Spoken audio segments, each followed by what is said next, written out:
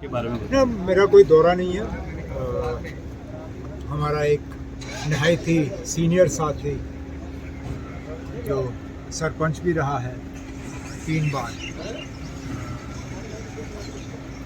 10-12 दिन पहले वो वफात पा गए। हमारे ब्लॉक सदर थे नौशहरा में, वहाँ जा रहा हूँ ताज़ियत का इजहार करने।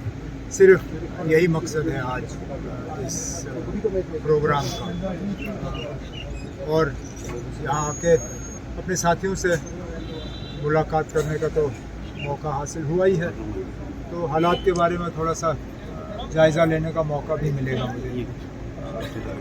आज शाम को वापस श्रीनगर चलेगा। सर, भाजपा के लोगों को जब भी कहा जाता है कि जम्मू कश्मीर में इलेक्शन करवाए जाएं, तो वो कहते हैं कि इलेक्शन कमीशन ऑफ इंडिया जब कहेगा तो इलेक्शन होंगे। क्या भाजपा तैयार नहीं है? मैं अब इसमें बार बार पढ़ना नहीं चाहता हूँ, मैं थक गया हूँ इस सवाल का जवाब देते। जाहिर सी बात है, भाजपा तैयार नहीं है। तैयार होती तो इलेक्शन हो जाते। इलेक्शन कमीशन ने खुद कहा कि होम मिनिस्ट्री से उनको सिचुएशन के बारे में जानकारी मिलने के बाद ही वो इलेक्शन का ऐलान कर सकते हैं। उन्होंने अभी तक तो शायद वो जानकारी हासिल ही नहीं की। क्यों नहीं की समझ में नहीं आता। Chief election commissioner of India ने खुद कहा कि जम्मू कश्मीर में वैक्यूम है। अगर वैक्यूम है तो उसको भरने का काम क्यों नहीं किया जा रहा। लेकिन मैं अब इस सवाल का जवाब अब इसके बाद दूंगा नहीं।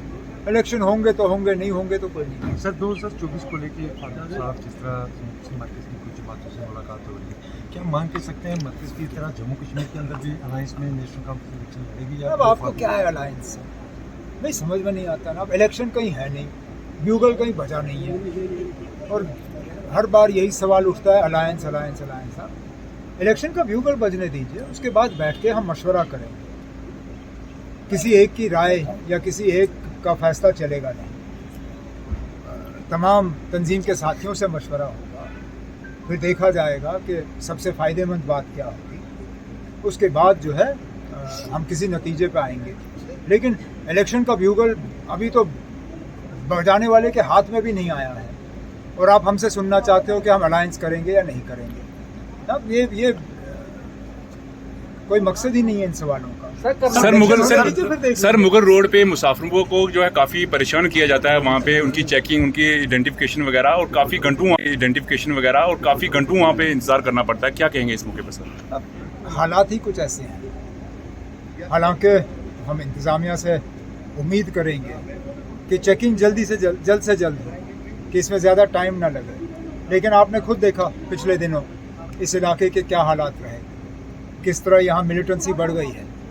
अगर मुसाफिरों को मुश्किल का सामना करना पड़ रहा है, ये सीधी सबूत है कि इंतज़ामिया फेल हो चुकी है, कि सिक्योरिटी सिचुएशन जो है बेहतर होने के बजाय इसमें खराबी आई है।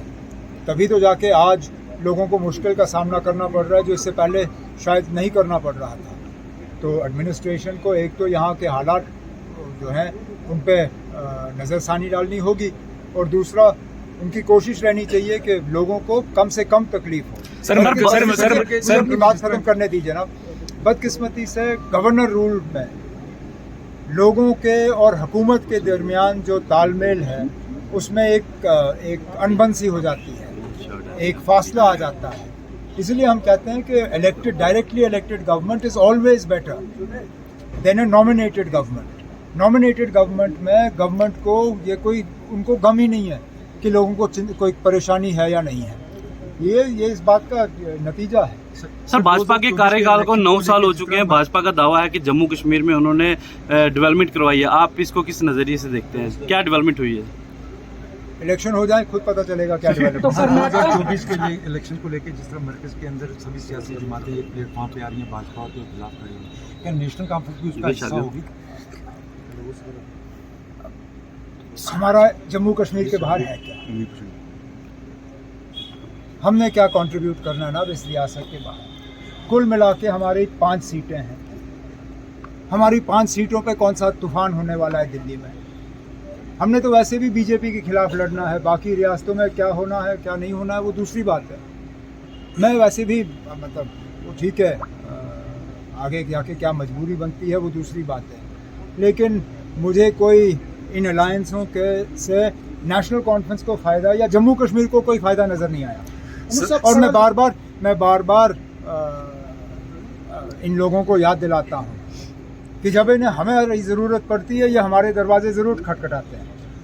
अब अरविंद केजरीवाल मुसीबत में है तो आज उनको हमारी सपोर्ट की ज़रूरत है, लेकिन ये लोग कहाँ थे जब 2019 में हमारे साथ इतना बड़ा धोखा हुआ? कौन था जो हमारे साथ खड़ा हुआ? ये आज जो शोर कर रहे हैं, जो कहते हैं कि आइन को बचाओ, जमहूरियत को बचाओ,